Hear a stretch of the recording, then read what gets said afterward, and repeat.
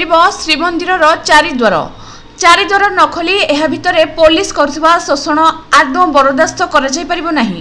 अन्य बाटे श्रद्धालु श्रीमंदिर भितर को छाड़ा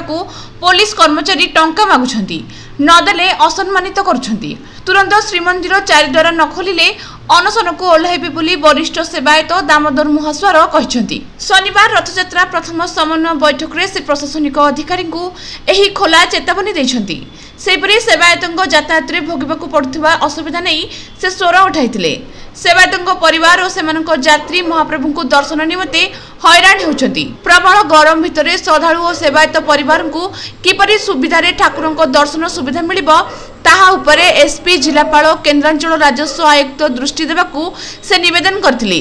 परिक्रमा चारिपार्श्वरे विभिन्न प्रकार कंक्रीट और पत्थर वर्ज्यवस्तु पिछाई होई पड़थिबारु तुरंत हटाइबाकू दाबी करथिले।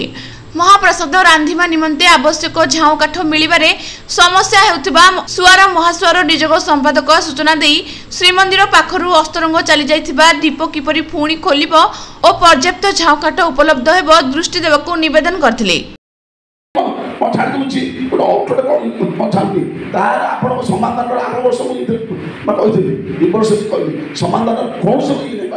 एकमात्र बाट है अनशन समाधान न बसबी मत उत्तर दिखाँ तो चारिद्वार कहीं आप बंद कर तीन थर बैठक है रथ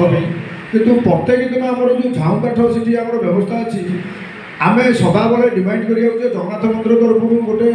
झाऊ गचर प्लांटेसन करेतु आम देखिलु जे भविष्य में आम काठ आम मिलवा ना से प्रत्येक दिन आम प्रत्येक थर आम डिमांड करूँ जेकोसी मंदिर आम मुख्य प्रशासक आसे भी लिखित आकार जनईलु ए विषय आज तक समाधान है कि कौन सी हालत में आम काठ आज तक काठ आम सर्ट पाचु आमर जो काठ जगन्नाथ मंदिर जो आम डिपू था सहीटा आमर यू जगन्नाथ मंदिर जाम अस्तर भी से बढ़ी सहीटा आम आसीपारूनी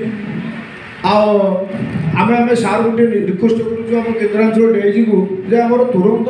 जगन्नाथ मंदिर तरफ गोटे काठर झाऊ काठर प्लांटेसन करागले भविष्य में काठ पाइबे ना झाऊ काठ बोर्ड पूरा मिलनी आपड़ केमी रांधे कौन करेंगे से कथा आप जगन्नाथ मंदिर जानवे।